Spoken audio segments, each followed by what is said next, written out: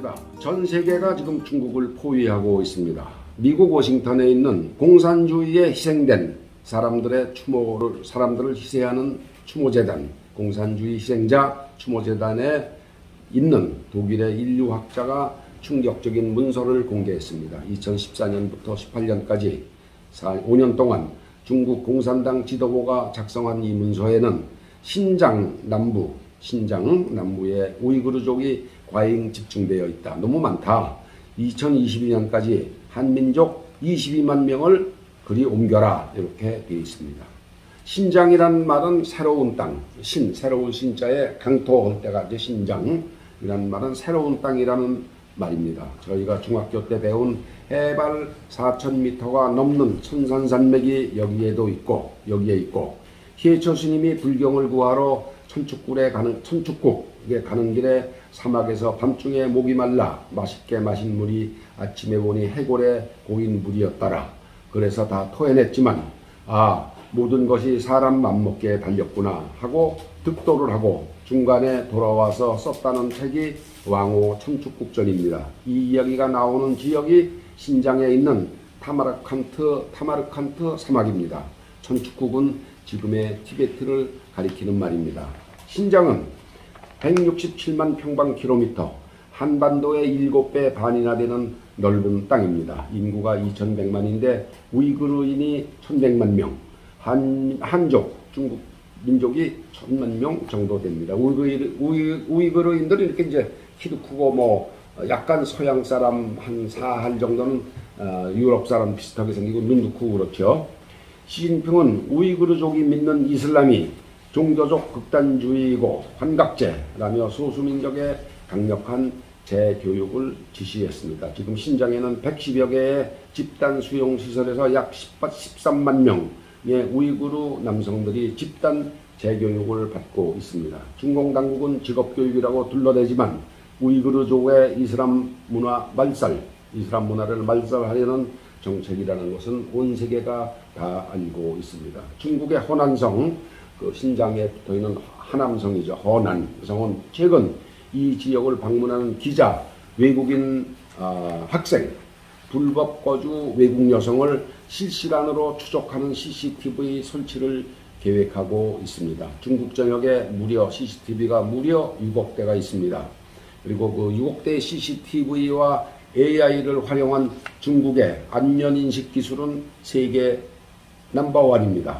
중국의 공안당국은 외국인 기자, 외교관의 동태를 모니터링합니다. 이들이 거주지 이외의 지역을 방문할 경우 외사 담당 공안이 경찰입니다. 휴대전화로 방문 목적을 묻거나 심지어 호텔로 찾아오기도 합니다. 비행기나 기차 등 장거리 여행을 중국에서 비행기나 기차를 타고 장거리 여행을 하려면 표를 살 때 실명을 밝혀야 됩니다. 그래서 그 동선이 자동으로 당국에 알려지는 것입니다.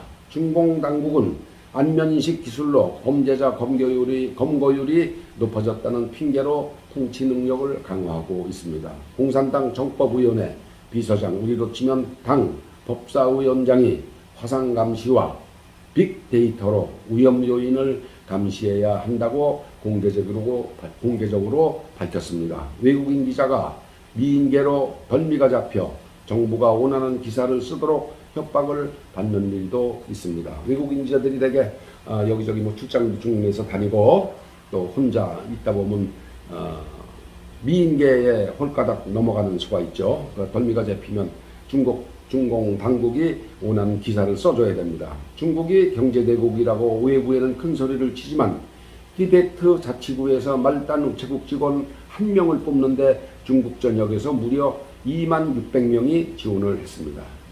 매년 대략 3만 명 정도 뽑는 국가공무원 시험에 200만 명이 응시를 합니다. 그만큼 민간 영역의 경제가 어렵다는 증거입니다.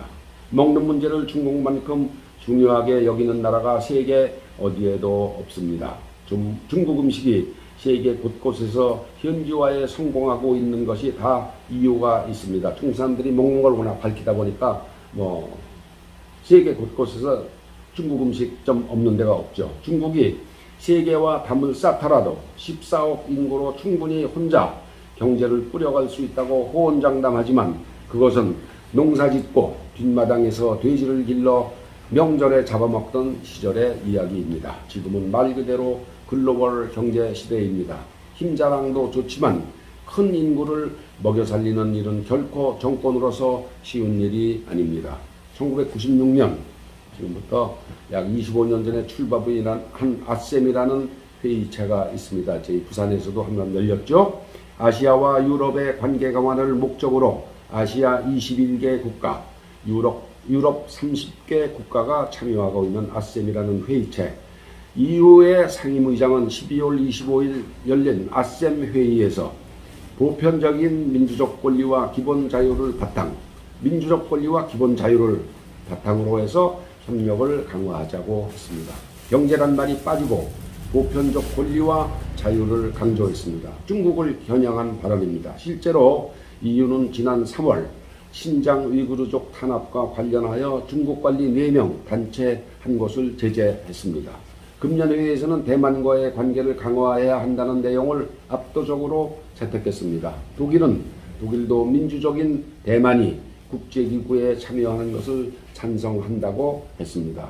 영국의 항공모함 독일과 프랑스의 군함이 대만 해협을 통과했습니다. 유럽 국가들이 일본, 아세안, 인도와의 관계를 강화하고 있습니다. 미국의 바이든 대통령은 세계 110개국을 모아 민주주의를 향한 느슨한 연대를 하겠다고 했습니다. 중국과 러시아가 이 회의에 초대받지 못한 40여 개 국가들을 모아 또 연대를 하겠다고 합니다. 우리 대한민국이 가야 할 길이 앞에 점점 뚜렷이 보입니다. 당장의 달콤한 무역 수지에 매달리다 코가 깨이고 질질 끌려다니는 것은 아닌지, 조선말에 8년을 서울에 경성에 머물며 온갖 오만방자한 짓을 일삼던 28살 당시 원세계를 잊지 말고 기억해야 합니다. 감사합니다. 됐다.